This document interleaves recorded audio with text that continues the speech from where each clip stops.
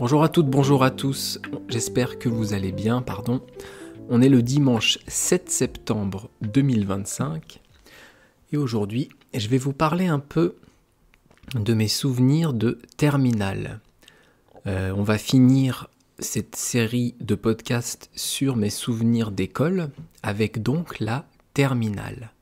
La terminale, c'est la dernière année du lycée. Quand on arrive au lycée, on entre en seconde. Je vous ai parlé de ça il y a 2 jours. Hier, je vous ai parlé de la première. Et aujourd'hui, donc, la dernière année, la terminale. Il y a quelque chose que j'ai oublié de vous dire hier sur la première. C'est que en première, en tout cas à mon époque, quand j'y étais, eh bien c'était l'année où on devait choisir une orientation. On devait choisir l'orientation soit générale, avec 3 premières différentes. Première S pour scientifique, première ES pour économique et social, et première L pour littéraire. Il y avait aussi des premières un peu plus techniques, avec différents noms. On ne va pas rentrer dans les détails, c'est pas la peine. Je vais vous parler des premières générales. Donc S, ES et L. Moi, j'ai fait une première S. Ça veut dire scientifique. Donc c'était une première qui était axée sur les sciences, les mathématiques, la physique-chimie, la biologie, ou sciences et vie de la Terre, on dit. Et donc j'ai aussi fait une terminale S. À mon époque, on disait que les scientifiques, c'était la première et la terminale des élites. Les élites, c'est en gros pour ceux qui travaillent le mieux. C'était la meilleure terminale. Alors que c'est très con, puisqu'il n'y a pas d'élite ou pas. C'est suivant ce qu'on préfère, si on préfère les livres et la littérature, ou les chiffres et les sciences. Je trouvais ça un peu ridicule déjà à l'époque. Je ne sais pas si c'est encore aujourd'hui le cas maintenant, mais j'espère que non. Donc on disait première S, les élites. Première ES, c'était économique et social. À mon époque, donc il y a 20 ans, c'était le bac pour ceux qui ne voulaient pas faire grand-chose. C'est dégueulasse pour ceux qui ont passé ce bac, parce que finalement, ils doivent travailler aussi. Mais bon, on disait ça, je ne sais pas pourquoi.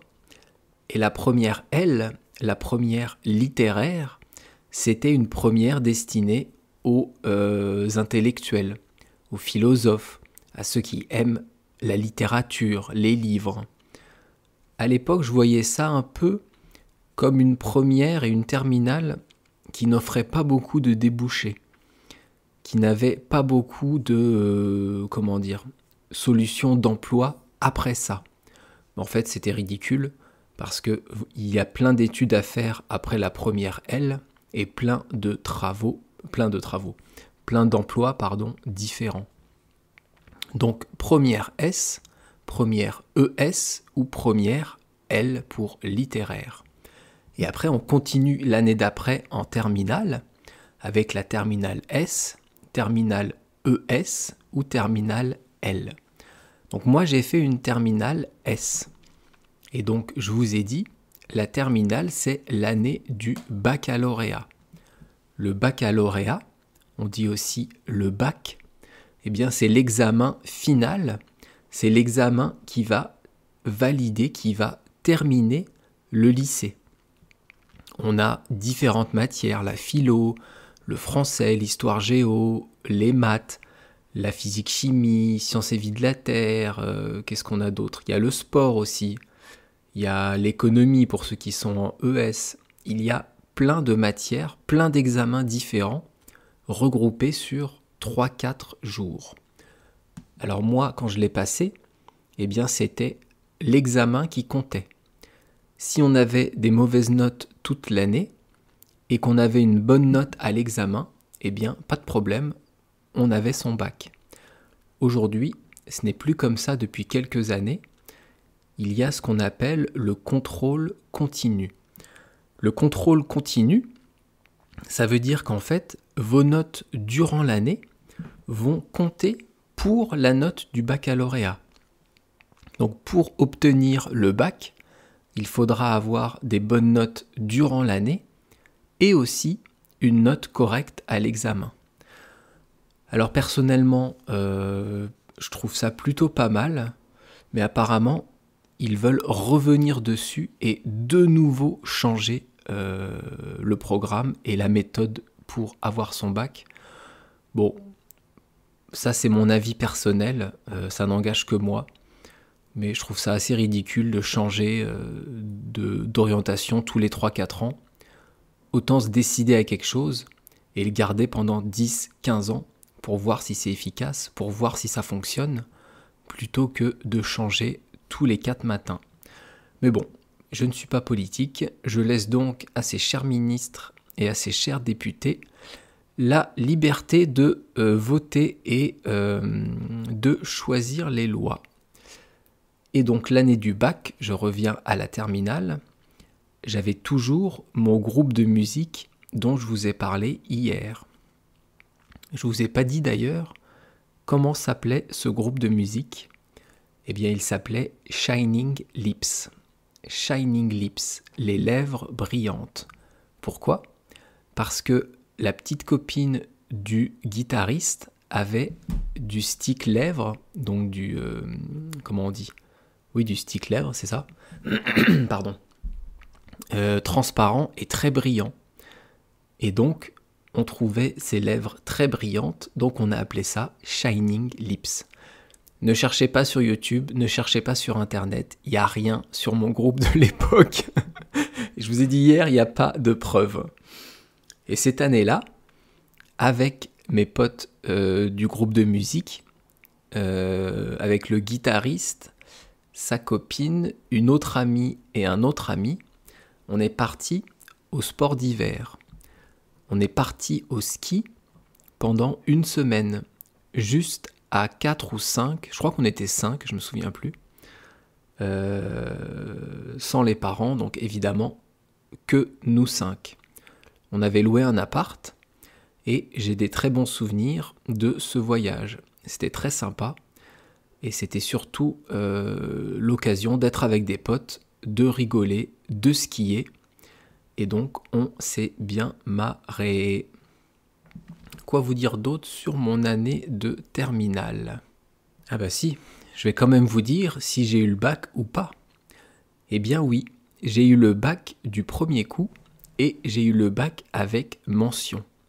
Une mention, c'est quand on a une appréciation en plus si on a eu une bonne note générale. Moi, j'ai eu des bonnes notes dans les matières scientifiques et des mauvaises notes, par exemple en espagnol, en français, en philo. Donc mes bonnes notes de scientifiques ont compensé les mauvaises notes des autres matières. Je me souviens avoir eu 6 sur 20 en philosophie, j'avais rien compris au thème, donc mauvaise note. Je me souviens avoir eu 7 sur 20 en espagnol. J'étais très mauvais en espagnol en cours au lycée. D'abord parce que ça ne m'intéressait pas. Et ensuite, parce que ça ne m'intéressait pas. C'est bête parce qu'aujourd'hui, j'adore les langues. J'adore l'anglais, l'espagnol, le japonais évidemment que j'apprends. J'ai aujourd'hui et depuis des années une maturité que je n'avais pas à l'époque.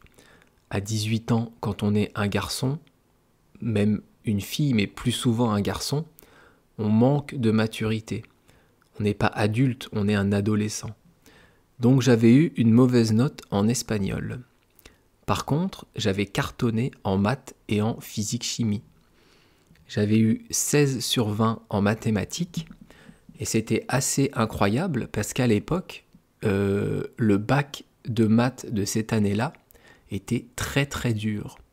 Il y avait eu d'ailleurs plusieurs plaintes d'élèves pour dire que le bac était très dur. D'ailleurs, j'avais eu à l'époque, à la sortie de l'examen, je me souviens, ma cousine qui a eu 5 sur 20 en mathématiques, et elle était en pleurs parce qu'elle n'avait rien compris au sujet. Enfin bref, j'étais assez fier de moi, j'avais eu aussi 17 sur 20 en physique-chimie. Ça, c'était pas mal. Et comme ces matières-là sont de gros coefficients, ces matières, comment expliquer coefficients? En fait, si vous êtes en S, comme je vous disais, en ES ou en L, les matières vont compter plus que d'autres. Moi, ce qui comptait le plus, c'était maths, physique-chimie et sciences et vie de la Terre. Et donc, je me suis concentré sur ces matières-là. J'avais laissé la philosophie de côté, laissé l'espagnol de côté, etc., etc. Et donc, j'ai eu mention assez bien. J'ai eu, je crois, 13,7 de moyenne, alors que la mention bien était à 14. Ah là là, je suis passé pas loin de la mention bien, c'est dommage. Enfin bref, ça c'était mes souvenirs de terminale. Non pas que ce soit très intéressant, tout le monde a des souvenirs comme cela, mais au moins ça vous permet d'écouter du français. C'est ça qui est important pour vous qui voulez apprendre, d'abord parce que votre cerveau va analyser ce que je dis, va s'habituer à ma façon de parler, et au fur et à mesure que vous écoutez, vous allez de mieux en mieux comprendre et après pouvoir parler et de mieux en mieux écrire et parler. C'est important d'écouter, écouter et beaucoup écouter pour apprendre une langue. Bref, je pense qu'on va pas faire d'astuces de français aujourd'hui parce que j'ai déjà pris trop de temps. Sinon le podcast va être interminable. Demain, je crois qu'on fait une fable de La Fontaine, si je ne me trompe pas.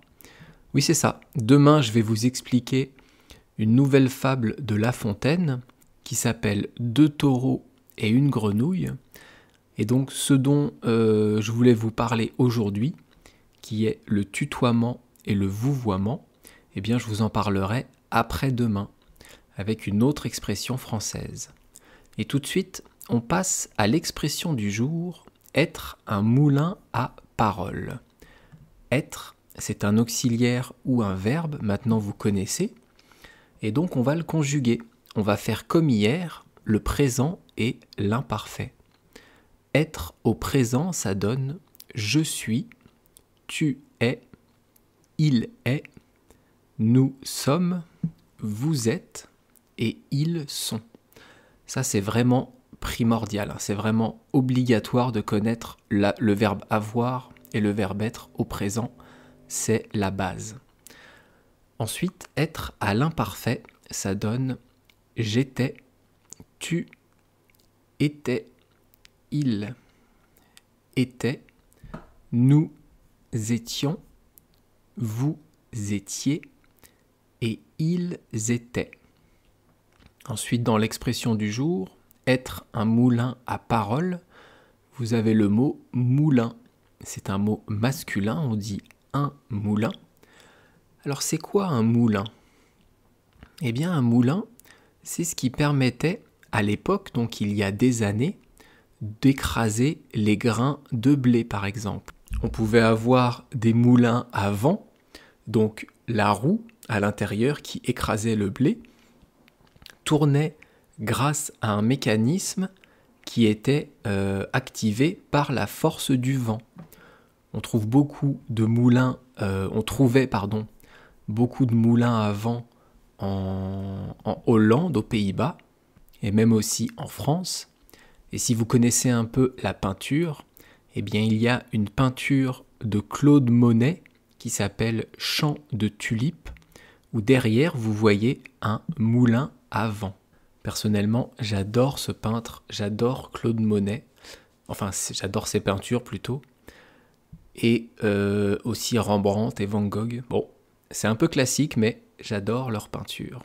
Enfin bref, vous avez aussi des moulins à eau qui existent, donc là c'est le même principe, et là c'est la force de l'eau, c'est le courant, c'est le fleuve ou une rivière, la puissance de l'eau, qui va faire tourner une roue, et cette roue va actionner un mécanisme qui va faire tourner une autre roue ailleurs pour écraser les grains de blé ou d'autres choses. c'était les ancêtres de l'énergie. Aujourd'hui, on a l'électricité pour faire ça, mais hier, eh bien, on se servait du vent et de l'eau. On revient donc à l'expression du jour. Il ne reste plus que 2 mots, et ce sont à et parole.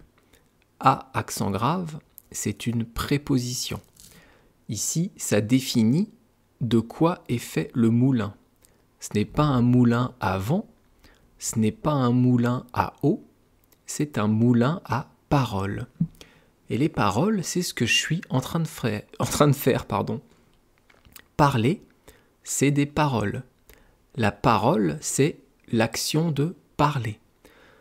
Donc, être un moulin à paroles, c'est quelqu'un qui parle sans arrêt, quelqu'un de très bavard, quelqu'un qui ne peut pas s'arrêter de parler.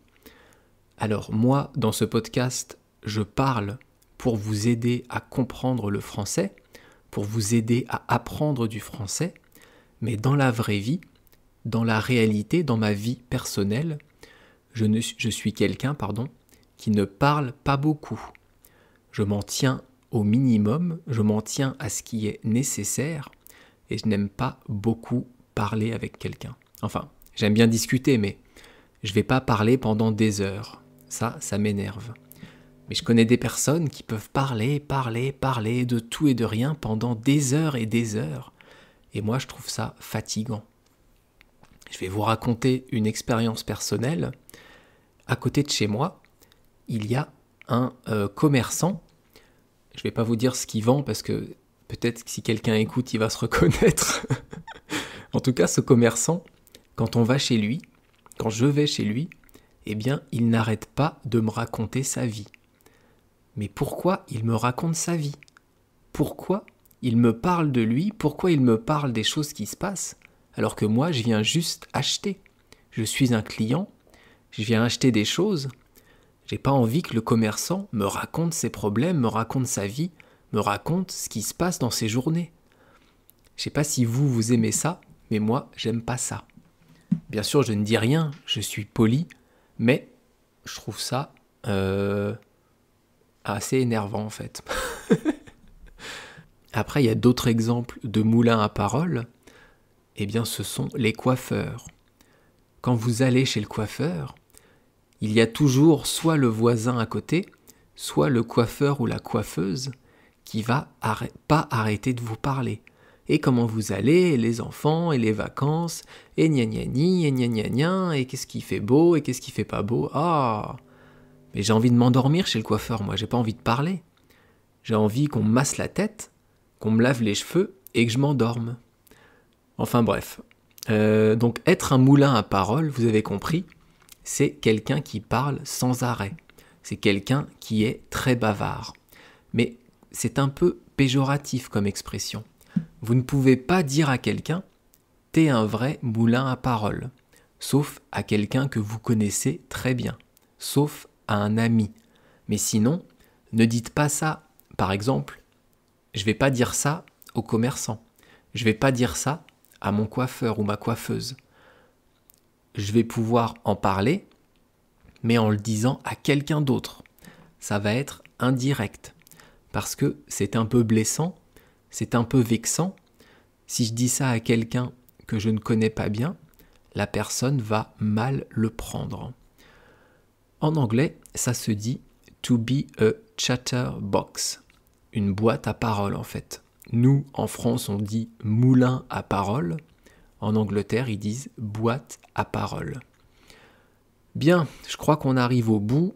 N'hésitez pas à me laisser un petit commentaire si vous avez des remarques ou des questions, ou même des suggestions d'expressions françaises. C'est vrai que j'en ai beaucoup en stock, je crois que j'en ai plus de 1800 maintenant à faire, que j'ai noté au fur et à mesure du temps. Donc, on est ensemble pour un moment. Je n'ai pas fini de vous parler des expressions françaises parce qu'il y en a beaucoup. Mais si vous en connaissez et que je n'ai pas encore abordé, que je n'ai pas encore expliqué ce que ces expressions voulaient dire, eh bien vous pouvez me les envoyer soit sur les commentaires YouTube, soit sur Patreon ou sur mon mail en direct. Bien, je vais vous laisser là pour aujourd'hui. On se retrouve demain pour une nouvelle fable de La Fontaine. Et ima wa chotto nihongo wa nashitai. O hisashiburi nihonjin no minasan. Genki datta, genki deshita ka? Kyou no podcast wa dou omoimashita ka? Itsu demo message okutte kudasai. Merci beaucoup. À bientôt. Bye bye. Hasta luego. Mata ne.